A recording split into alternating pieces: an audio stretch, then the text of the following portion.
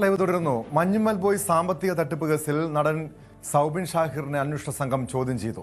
Ernakulam Maradu police സ്റ്റേഷനിലായിരുന്നു ചോദ്യം ചെയ്യൽ. പറയേണ്ടതെല്ലാം പറഞ്ഞിട്ടുണ്ടെന്ന് സൗബിൻ പ്രതികരിച്ചു.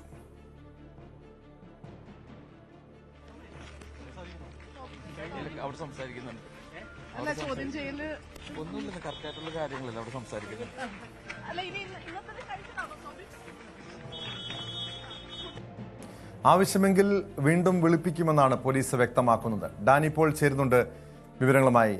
ഡാനി, മണിക്കൂറുകൾ നീണ്ട ചോദ്യം ചെയ്യൽ, ഇപ്പോൾ അതിനുശേഷം സൗബിൻ പുറത്തേക്ക് ഇറങ്ങിയിട്ടുണ്ട്, പറയേണ്ടതെല്ലാം പറഞ്ഞിട്ടുണ്ടെന്ന് വ്യക്തമാക്കുന്നു. പ്രധാനമായും ഈ മഞ്ഞുമ്മൽ ബോയ്സ് സിനിമയുടെ സാമ്പത്തിക തട്ടിപ്പുമായി ബന്ധപ്പെട്ട കേസിൽ വലിയ കോടതി നടപടികൾക്കൊക്കെ ശേഷമാണ് ഈ നടൻ ചോദ്യം ചെയ്യലിന് ഹാജരായത്. എന്താണ് പോലീസ് വ്യക്തമാക്കുന്നത്?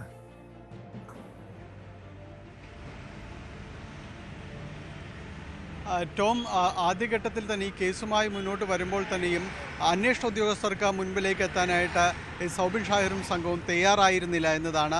പിന്നീട് കോടതി വഴി കേസ് തന്നെ ഇല്ലാതാക്കാൻ ശ്രമിച്ചു, പക്ഷേ അതും നടന്നില്ല.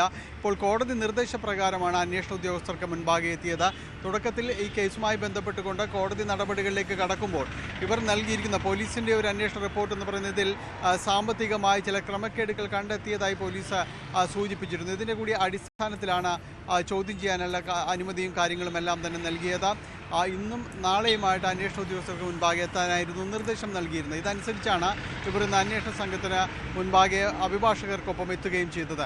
ഏതായാലും ഈ കേസുമായി ബന്ധപ്പെട്ടുകൊണ്ട് അതിൻ്റെ തുടർ നടപടികളിലേക്ക് പോകുമ്പോൾ പ്രധാനമായും തന്നെ ഇവർ അരൂർ സ്വദേശിയിൽ നിന്ന് 7 കോടി രൂപ ഈ സിനിമാ നിർമ്മാണത്തിന് വേണ്ടി വാങ്ങിച്ചുവെന്ന് ലാഭവിഹിതം നൽകാതെ കബളിപ്പിച്ചുവെന്നുമാണ് കേസ് നിലവിലുള്ളത്. എന്നാൽ ഇപ്പോൾ നടക്കുന്ന ശ്രമങ്ങൾ ഈ കേസ് ഏതെങ്കിലും രീതിയിൽ ഒരു രമ്യതയിലേക്ക് എത്തിക്കുവാനുള്ളൊരു ശ്രമങ്ങൾ നടക്കുന്നുണ്ട് എന്ന് തന്നെയാണ് മനസ്സിലാക്കാനായിട്ട് സാധിക്കുന്നത്.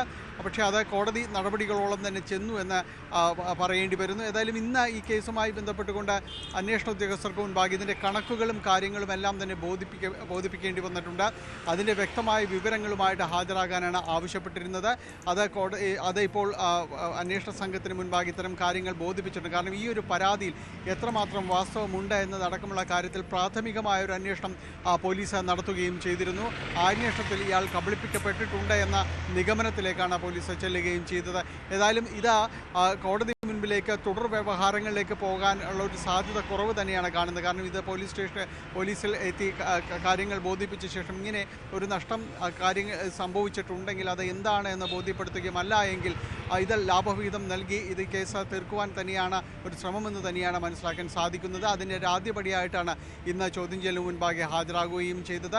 കോടതി നിർദ്ദേശപ്രകാരമാണ് സൗബിൻ ഷാഹിറും അതോടൊപ്പം തന്നെ പിതാവ് ബാബു ഷാഹിർ, ഒപ്പം തന്നെ ഈ ചിത്രത്തിൻ്റെ മറ്റൊരു നിർമ്മാതാവ് കൂടിയായ ഷോൺ തോമസൺ എന്നിവർ മരട് പോലീസ് സ്റ്റേഷന് മുൻപാകെ എത്തിയത്. ഏതാണ്ട് 2 മണിക്കൂറിലധികമാണ് ഇവരുടെ മൊഴിയെടുപ്പും അതോടൊപ്പം തന്നെ ചോദ്യം ചെയ്യലുമെല്ലാം നീണ്ടുനിന്നത്. മറ്റു രേഖകൾ ഇവർ സമർപ്പിച്ചിട്ടുണ്ട്. പോലീസ് അന്വേഷണ സംഘം ആവശ്യപ്പെട്ട രേഖകളും കാര്യങ്ങളും സമർപ്പിച്ചിട്ടുണ്ട്.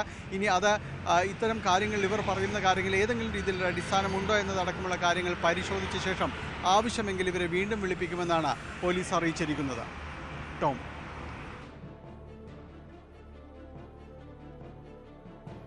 തീർച്ചയായും ആ രീതിയിലും നടപടിയുണ്ട്. നിലവിൽ ഈ പരാതിക്കാരൻ വളരെ അയാളുടെ പരാതിയിൽ ഇതുമായി ബന്ധപ്പെട്ട തെളിവുകളെല്ലാം ഹാജരാക്കിയതാണ്. ലാഭവിഹിതം, കാരണം സിനിമ റെക്കോർഡ് കളക്ഷൻ സ്വന്തമാക്കിയതാണ്. നമുക്കറിയാം, വൻ ഹിറ്റായ സിനിമ. അവിടെ ഈ ഇത്രയധികം 7 കോടിയോളം രൂപ നൽകിയിട്ട് പോലും അതിൻ്റെ ലാഭവിഹിതം നൽകിയില്ല എന്ന് പറയുന്നത് ഗൗരവമായിട്ടുള്ള വിഷയമാണ്. പോലീസിൻ്റെ ചോദ്യം ചെയ്യലിൽ സൗബിൻ എന്താണ് പറഞ്ഞതെന്ന് വ്യക്തമായിട്ടുണ്ടോ?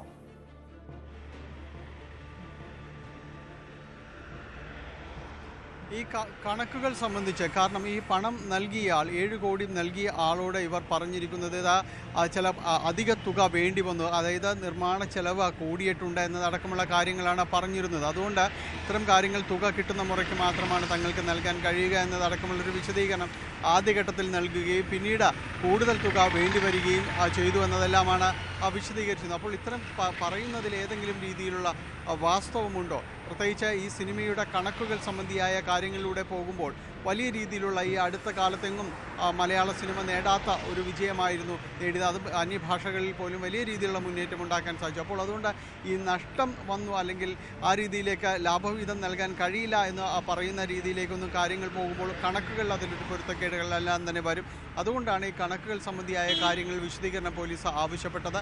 അത് ഇന്ന് നൽകിയിട്ടുണ്ട് എന്നാണ് മനസ്സിലാക്കുന്നത്. അത്തരം കാര്യങ്ങൾ കൃത്യമായിട്ട് ബോധിപ്പിക്കാൻ കണക്കുകൾ പോലീസിന് മുന്നിലേക്ക് എത്തിയിട്ടുണ്ട്. അത് ഒന്നുകൂടി പരിശോധിച്ച ശേഷമായിരിക്കും മറ്റ് നടപടികളിലേക്ക് നീങ്ങുക. ഈ പരാതിയിൽ ഇയാൾ ആരോപിക്കുന്നത് പോലെ തന്നെ കബളിപ്പിച്ചു എന്നതടക്കമുള്ള കാര്യങ്ങൾ നിലനിൽക്കുമോ എന്നത് പരിശോധിക്കും. അപ്പോൾ ആ രീതിയിലേക്ക് കാര്യങ്ങൾ പോവുകയാണെങ്കിൽ കാരണം കോടതിയിലടക്കം ഈ കേസ് നിലനിൽക്കുന്നതല്ല എന്നതടക്കം വാദിക്കുകയുണ്ട്. അതിനെല്ലാം തന്നെ പ്രതികൂലമായി ബാധിക്കുന്ന രീതിയിലേക്ക് പോകും.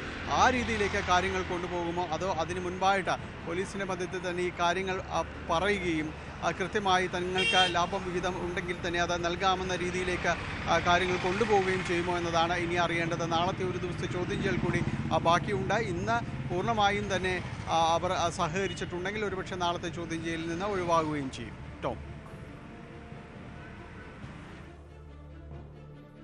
യെസ്, വ്യക്തമാണ്.